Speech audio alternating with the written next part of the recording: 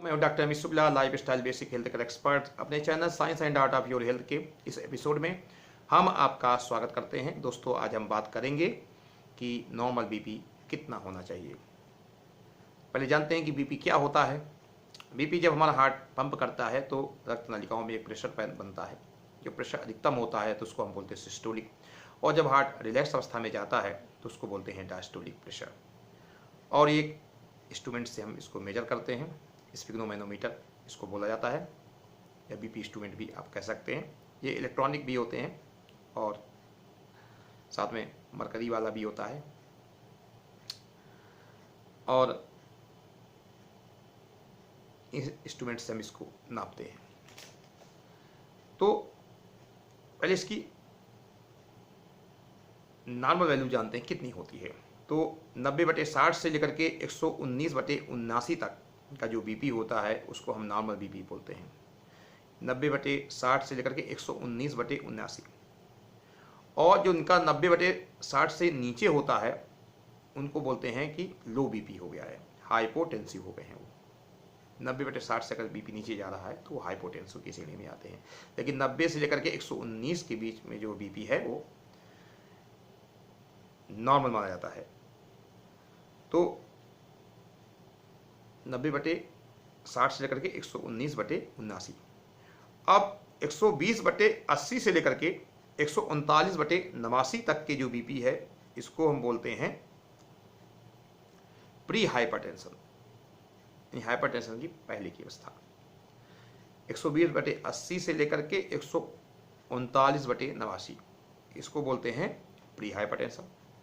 और जिनका बीपी 140/90 से लेकर के 159/99 तक होता है उसको बोलते हैं हाइपरटेंशन स्टेज 1।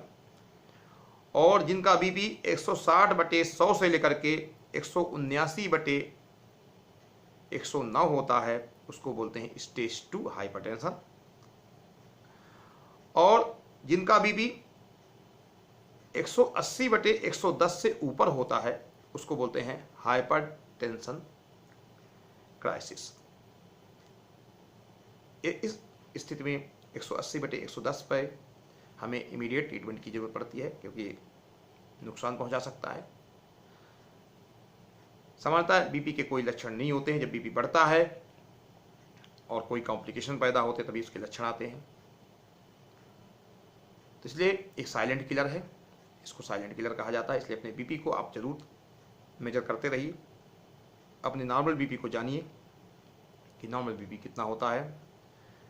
आपका बीपी 90/60 से लेकर के 119/79 तक का जो बीपी होता है वो नॉर्मल होता है।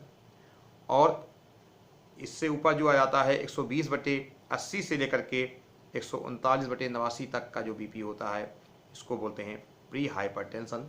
इसमें भी कोई ट्रीटमेंट की ज़रूरत नहीं होती। आप अपने लाइफस्टाइल को ठीक करके इसको मैनेज कर सकते हैं, अच्छा रख सकते हैं। और स्टेज 1 में भी 140/90 से लेकर के 159/99 तक का जो बीपी होता है इसमें भी आप अपनी लाइफस्टाइल को मैनेज करके आप अपने बीपी को ठीक रख सकते हैं। लेकिन प्रॉपर बीपी का मेजरमेंट जरूर कराएं।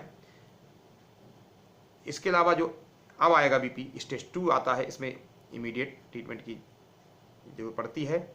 160/100 से लेकर के 179/109 बीपी जो होता है स्टेज 2 बीपी होता है, इसमें ट्रीटमेंट की जरूरत पड़ती है।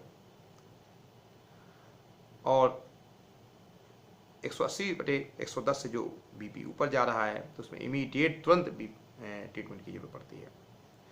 तो ये हमने बीपी के बारे में नॉर्मल जानकारी दी है कि आप अपने बीपी को समझें कि बीपी क्या होता है और नॉर्मल बीपी को समझें।